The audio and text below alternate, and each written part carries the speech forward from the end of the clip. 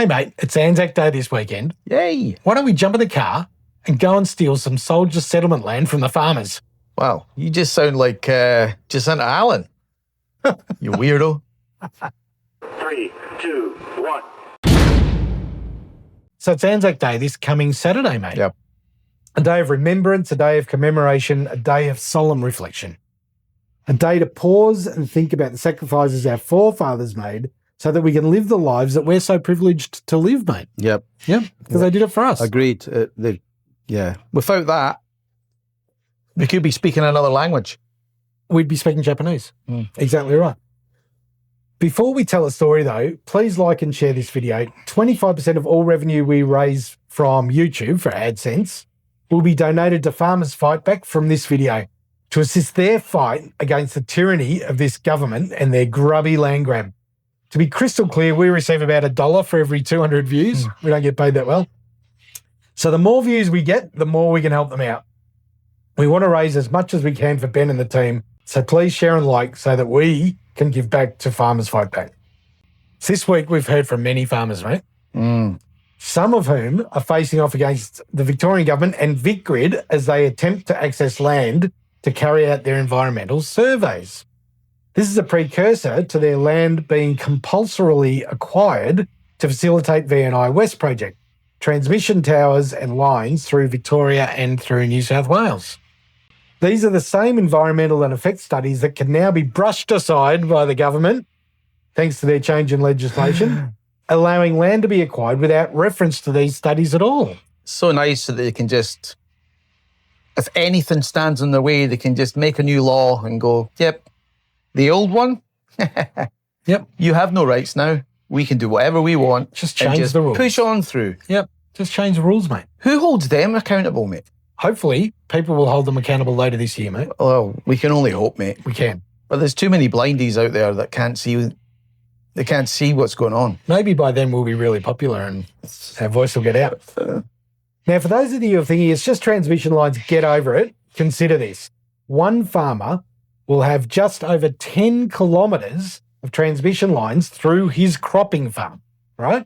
The transmission lines carry a 50-metre easement on each side of the line. So it's 100 metres by 10 kilometres.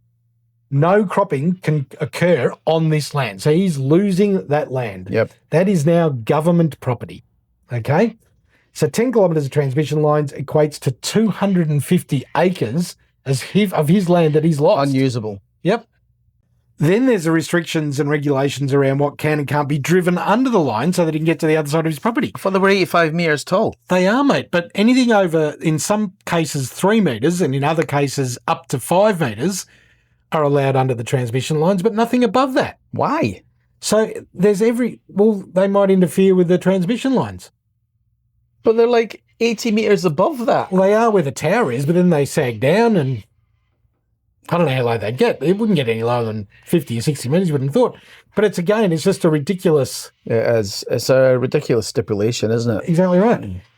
So that farmer may well have to drive the length of the transmission line on his property to be able to get around it to get on the other side of the farm. That's insane. Exactly right. Yeah. The issue with this, though, is once again, neither VicGrid or the government have consulted with the locals on what will and won't be given permits, right? So you can get a permit to work and drive under those, but each case is obviously in isolation. No correspondence into, and that is despite many requests from the farmers. Nothing from VicGrid, nothing from the Victorian government. It just sounds like control, doesn't it? They don't ever hear back, mate. Yeah. There really is very little care from the government.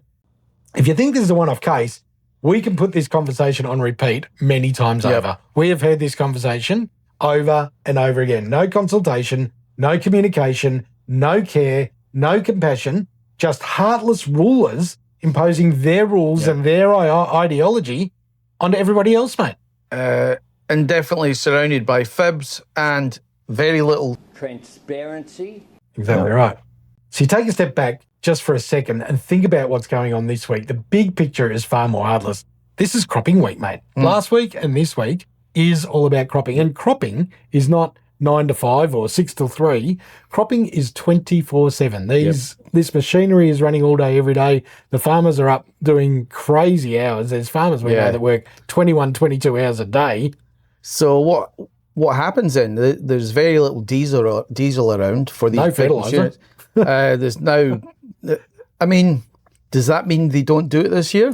Well, they're considering their options, mate. I know that there's some in New South Wales that already said in that. Yeah, exactly right. No, I haven't heard of any Victorian who isn't, but some of them are changing their crops. So, as an example, I heard one farmer talking about putting in more legumes this year than not because they self-fertilise. Yep. So, but that doesn't help with our cereals and wheat and things like that. So they don't have access to fertiliser. They can't get their full access to diesel. What they can get is twice as expensive as this time last year. So they are reconsidering about what they're going to crop. What will require fertiliser? What will self-fertilise?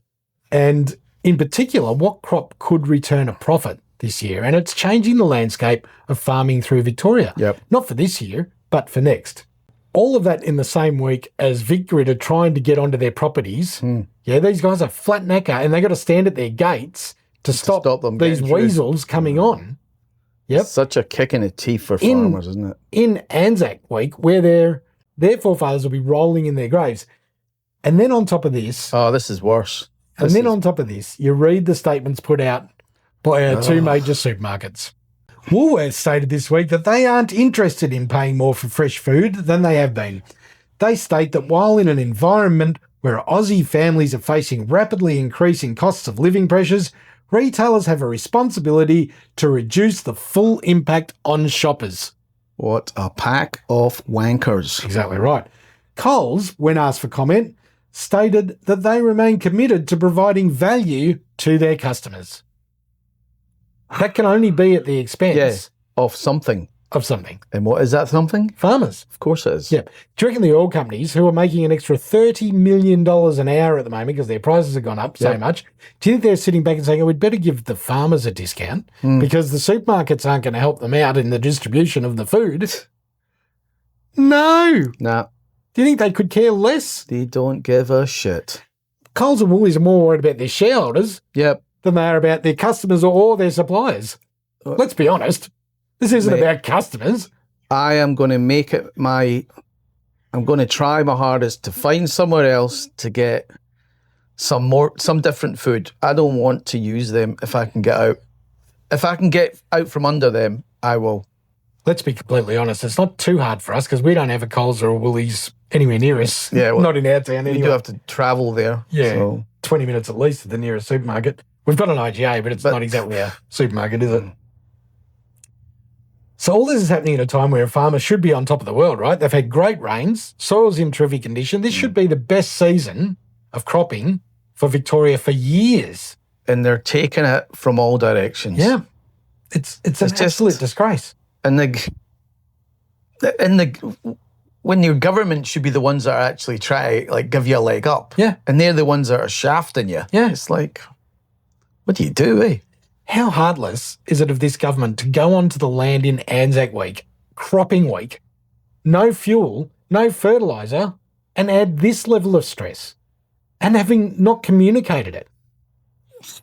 No words, mate. Just a pack of fucking dogs. It's just staggering, mate. Just fucked. I can't believe it's happening now. Anzac week, cropping week. Well, do you not think it's planned that way? Of course it's planned that way. That's how low this government has become. They just don't care. It's more about the rules than governance. I just can't believe other people can't see this. Like Labour people, they can't look at this from another perspective and go, these guys, I don't agree with them, but they've got a point. Come on, guys. Yeah, it's just wake unfair. up. This is just so fucking wrong. It's so unfair. So if this outrages you as much as it does us, there is a way you can help. You can sign the petition that already has 25,000 signatures. You can stand at the gates with the farmers. They will be looking for support over the next couple of weeks.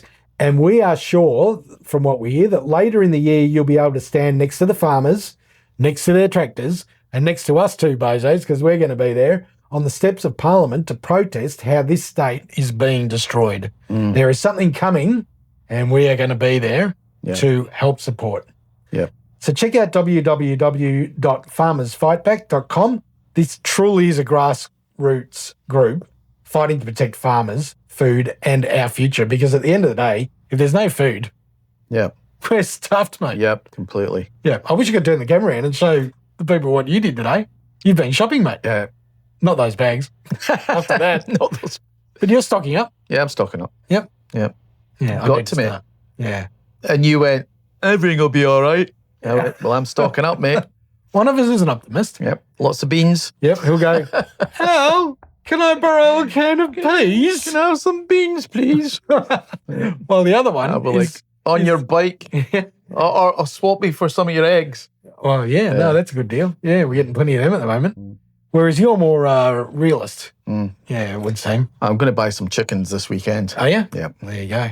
Yeah.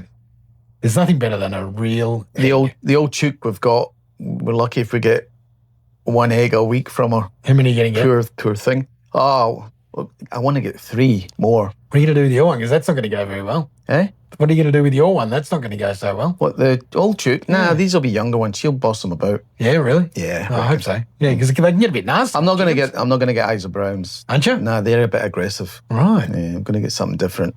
Okay. I don't know what yet, but something Fluffy. nicer. With those big fluffy feet. We got Isa Browns. We've got 4 of them. They are best friends, mate. They charge around everywhere. Yeah, they're good fun. But if there's a weakness, they'll attack it. Yeah, they will. Yeah. I've had them before and they've just pecked the eyes out of one of the other chooks. Oh, really? Wasn't he nice? No. No, I don't want to say that. Let us know what you think, everybody. If you can support Farmers Fight Back, please do. Yeah. And we will see you later in the year on the steps of Parliament with the tractors and the farmers Yep, for sure. protesting just what this state is going through as far as our farmers are concerned. Yep. All right. Thanks, everyone. Thanks, guys. See you later.